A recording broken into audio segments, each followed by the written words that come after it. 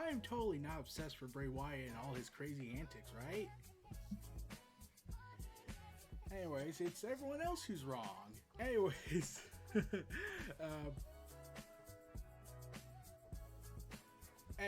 Bray Wyatt. Okay, so 4 weeks have passed since his return, since his glorious return in my first video about him.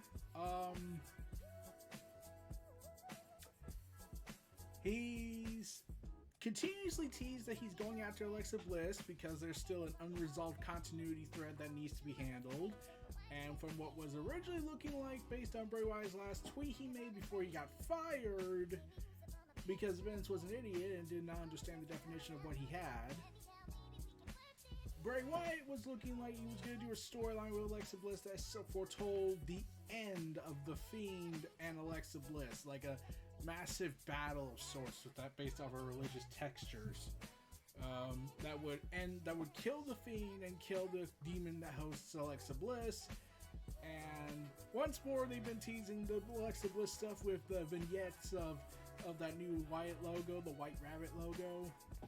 In the background, Alexa Bliss notices it and starts to get kind of freaked out, but they don't acknowledge it happening because they don't want to spoil it or something, or remind you of bad times for a little bit when Alexa Bliss's childlike gimmick was getting weird even for Bray Wyatt fans. Whereas they could have went with Harley Quinzel because, well, she already had the look of Harley Quinzel. We could have just went all in on that. Or make her Punchline from DC Comics, where she revels in the destructive personality that the Joker represents. Just like Alexa Bliss wants to love to represent the destructive personality of The Fiend. Sadly, they don't do that. Sadly, they didn't go that route and instead just went kind of supernatural, but then not really go anywhere with it. And then they go with the, oh my god, will you stop ripping out Zack Snyder's Joker Crown of Thorns image? And then Bray Wyatt got fired. And Alexa Bliss was kind of in a limbo state, and well, hard to say where things went after that. Since they were still doing the Wyatt stuff, they just transferred it over to her, and let's reiterate, none of this is Alexa Bliss's fault. She was dealt a bad hand because management sucked at the time. Well, Vince McMahon is gone, so we won't have to deal with that guy anymore and his rhetoric. Meanwhile, ever since Bray Wyatt's return, he's been doing these promos with the music shattered.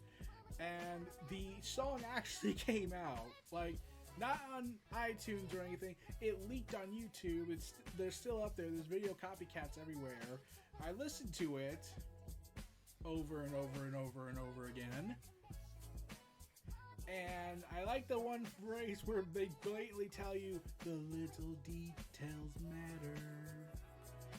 Because they're basically saying you gotta watch the show to see the tiny details, to get everything, the pieces of the puzzle. And sure enough, they did that. Because Bray Wyatt looks like he's entered a feud with LA Knight. Yeah. And we all know that's gonna end perfectly fine for LA Knight. Oh, who am I kidding? He encounters Bray Wyatt backstage, and Bray Wyatt's acting like he's trying to control himself, and then out of nowhere headbutts him. Guy's ass kicked already. LA Knight. Your return being LA Knight instead of whatever the model stuff was doing has failed miserably so far. So you really think you want to take on the guy who's more over than you just from talking, and you've just been wrestling and doing promo work, all the whole shebang, and yet people are like, do we root for this guy? So yeah, that happened. And then Bray Wyatt, and then Bray Wyatt was like, okay, look. And then we had the whole Uncle Howdy stuff, which people are still thinking it's Bo Dallas, but some are saying it might actually be Bray Wyatt's personality persona going crazy, especially with the hints they've been giving recently in a Uncle Howdy promo.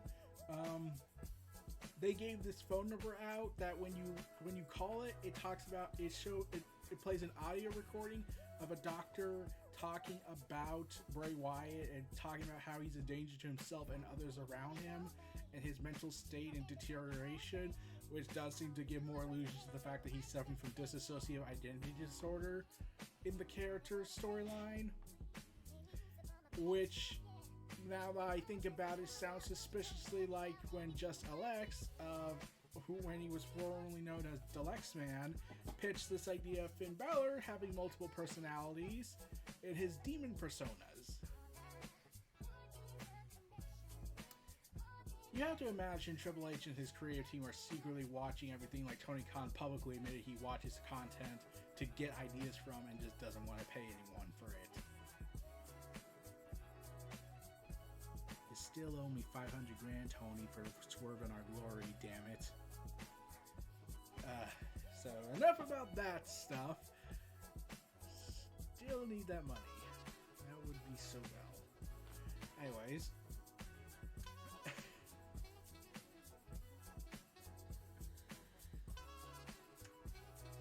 Bray Wyatt was willing to let bygones be bygones and even let LA Knight slap him in the face once and says, okay, we're even.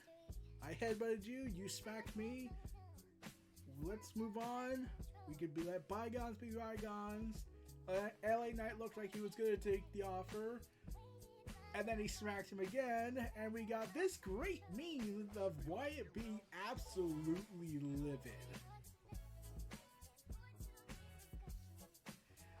And then the video background plays Uncle Howdy, and it was like, LA Knight, this is the moment when you're going to realize soon you just effed around and now you're going to find out. And there is a criticism I did have, and it's not about Bray Wyatt, it's more about pacing. Imagine when Bray Wyatt was looking wide-eyed, ready to look like he was ready to kill someone, and then they just cut to commentary. It was just like, imagine you cut the commentary part out. Imagine you cut anything that happened after the slap when Bray Wyatt's just glaring at him, wide-eyed, ready to look like he's ready to pounce out of that ring and go after him. Imagine if they cut to commercial and you don't know what's going on. You don't know what's going to happen. It's like, is he going to be in that ring still? Is he going to go up there and kill him? And then we return to commercial break and we see LA Knight leaving. We see LA Knight leaving the arena, and we see the mask of Uncle Howdy in the darkness. Cool moment. And then he's massacred. Yeah, we find debris of backstage equipment to the point that you're probably wondering how the hell did Bray Wyatt get all of that there. Leaving LA Knight smashed from his legs to up to his waist, buried in garbage, buried in production equipment, and I'm pretty certain we can include Kevin Dunn's camera work because, my God, that camera transition was smooth to get to LA Knight looking like he was murdered, and everything else is just debris left over from the explosion. And the fans, when they saw the mask of Uncle Howdy in the parking lot where it was all shrouded in darkness, it was like everyone freaked out. Like, yep, he's dead. He effed around and he's gonna find out. And I like this thing where LA Knight's moving his head, giving off his promo to the interview lady, and when he swings his head back, the mask of Uncle Howdy is gone. And it's just like, smooth. That was smooth. I'll give you credit. And, yeah. Then Bray Wyatt went to Blood Money.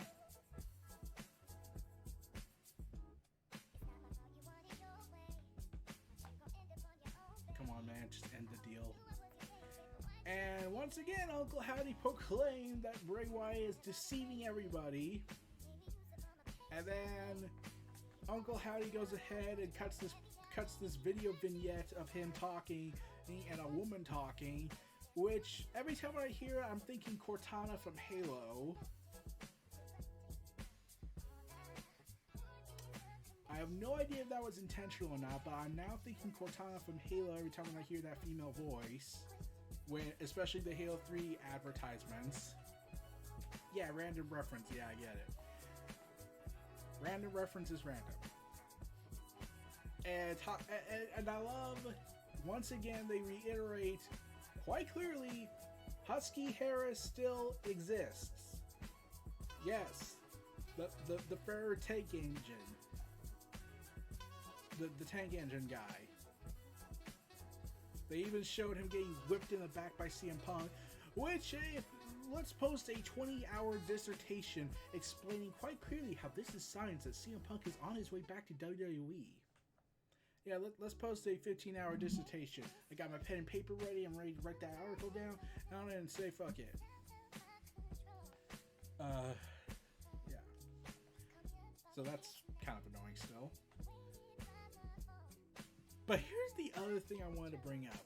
After Bray Wyatt had no doubt been the one to have murdered LA Knight, when the Usos are talking to Karrion Kross about, are you teaming up with the Brawling Brutes and Drew McIntyre for War Games, you don't see it at first. Even journalists who were really well known said, I feel sad that I did not notice this.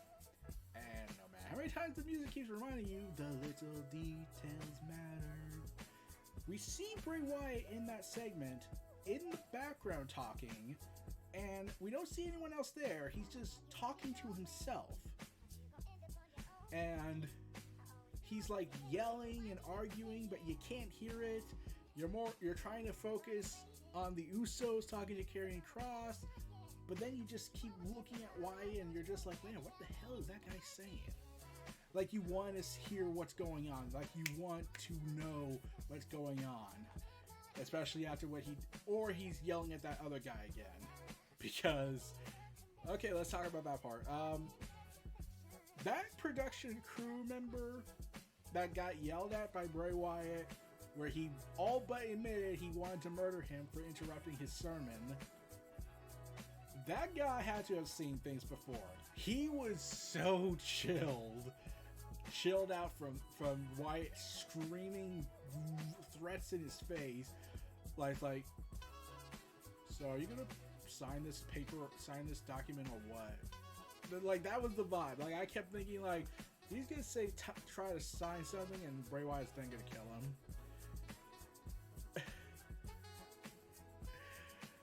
Oh god, Bray Wyatt's so great. But yeah, when I heard that, I was like, well, he must have been there for a while, because then that would have totally made sense, considering he worked for Vince. So he probably thinks this is normal.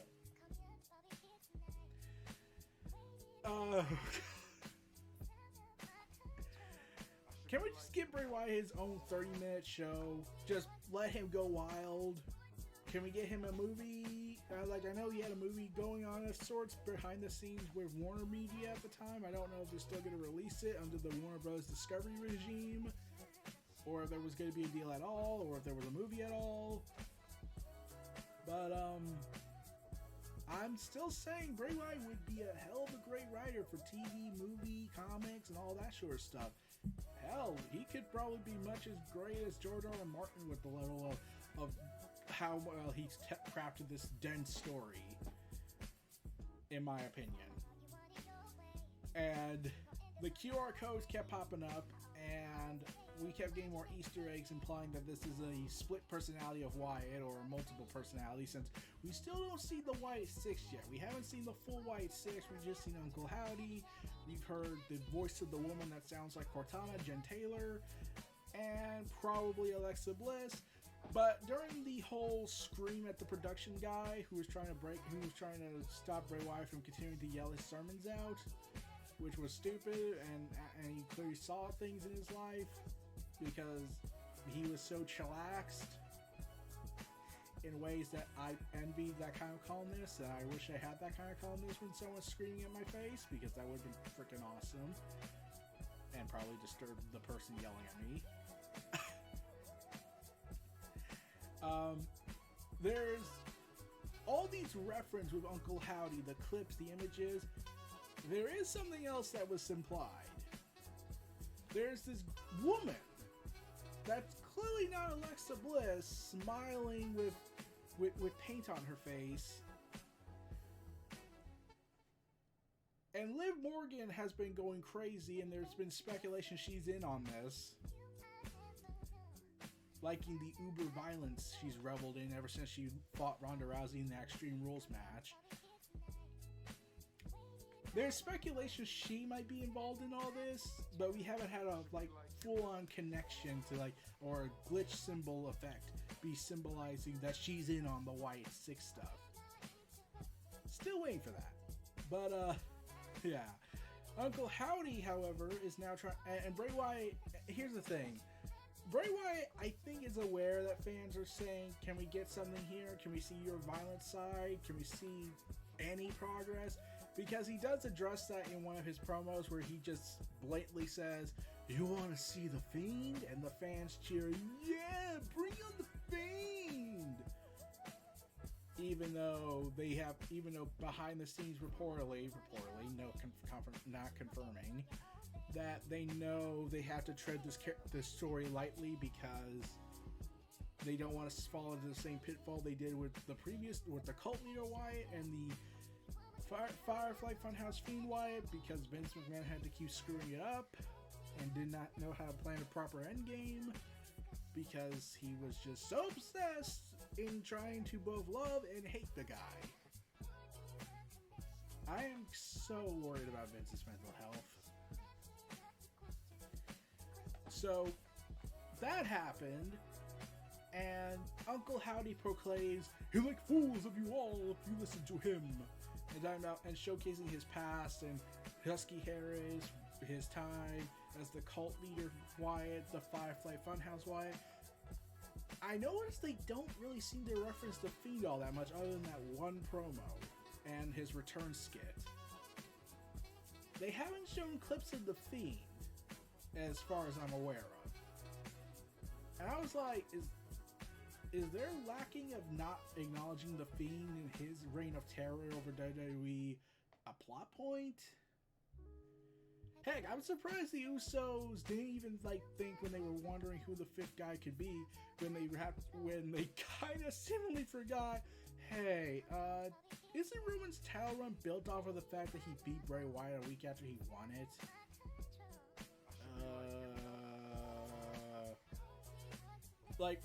I'm amazed they never brought that up when the War Games match was coming up.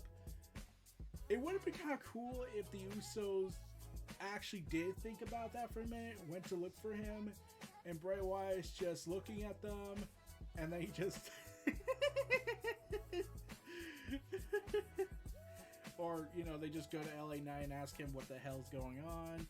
By the way, LA Knight says that he's hurt, and if he was well enough, he'd fight Wyatt, and then he gets killed again, smashed by production boxes. Once again at the waist down. LA Knight, have you ever considered just swallowing your dignity and having some humility?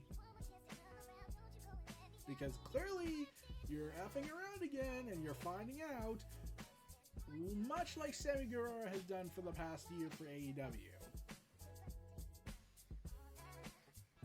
Yeah, you knew AEW was going to get mentioned somehow in this. Couldn't help it.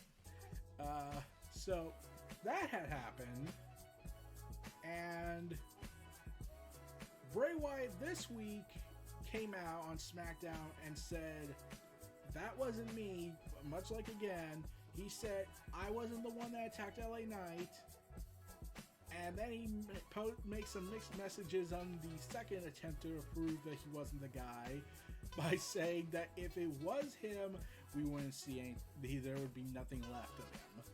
And I was like, oh, Bray Wyatt. Can we just frame you on top? Can we just give you your own show on the WWE Network Peacock service? Bray Wyatt's already a merch mover already.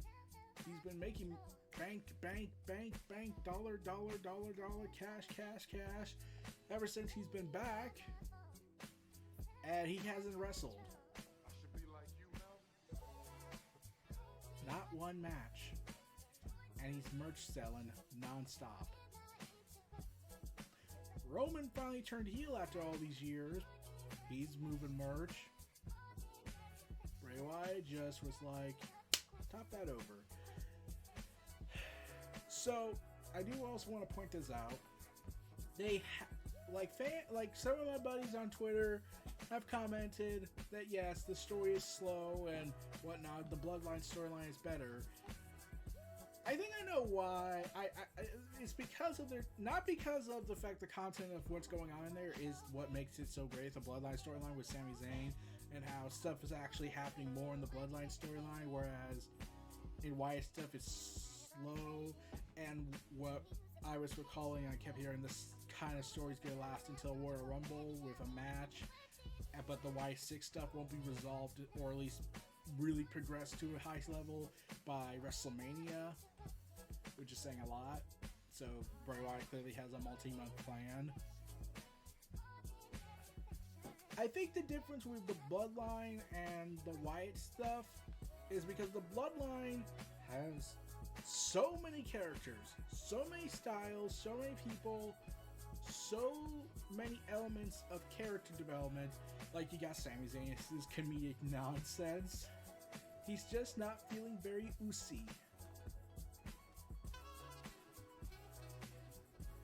And then you got Solo Sikoa being the introvert that we all know we are. And we got Roman Reigns as the head of the table. We got the Usos being the champ. We got Jey Uso being that guy who gets pissed off every second and is ready to beat the holy hell out of Sami Zayn up until War Games happened. And then you gotta count all the other people they're fighting against: Drew McIntyre, Sheamus, the Brawling Brutes, Kevin Owens, and all the other SmackDown wrestlers who are not involved with Walter and the IC title. So they have to have a bunch of subplots to keep things interesting and keep people engaged with the main event storyline, since Roman keeps disappearing because he got a Brock Lesnar schedule. Oh, because... what's Roman's justification to go part-time?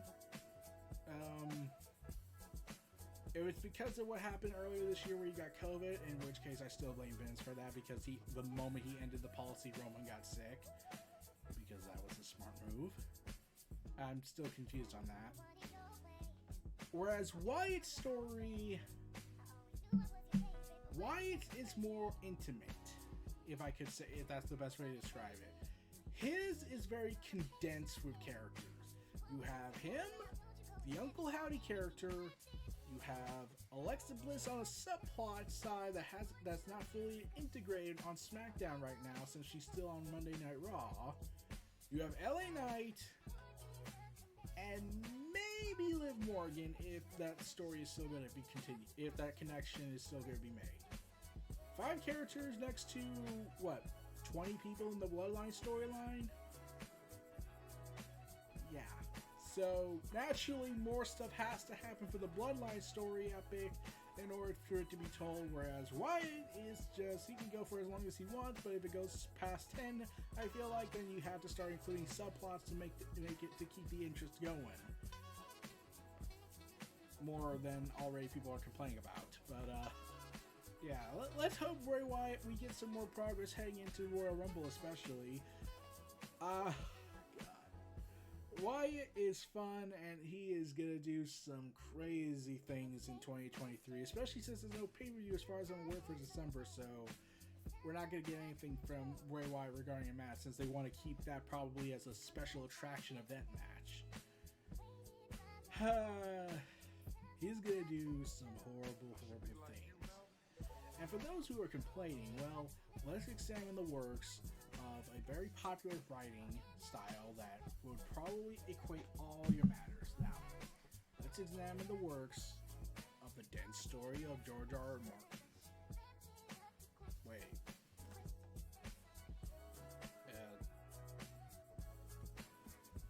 Why am I even bothering this up? Bray Wyatt killed LA Knight twice over. I'm pretty sure his death count is getting pushed to 3 soon. If he continues to F around and find out. Yeah, so, as you can see, I've been on a kick again with these books. So, that's just a side thing. But, we'll see y'all again in a couple of weeks regarding the Wyatt talk. Probably January, heading into Royal Rumble as part of the 3rd video, probably, with Bray Wyatt versus LA Knight or whatever LA Knight goes through tumultuous torture. So, me and the little fiend here wishes you all a good evening and good morning and have a good weekend. This is Neo Reality Entertainment, the WrestleVerse, NRE, the WrestleVerse. Feel free to like, comment, subscribe, check out other content in the description below. Stay tuned for more. And let me just make this perfectly clear. If you don't check out my contents and like and subscribe, the fiend will hunt you down until the end of your days.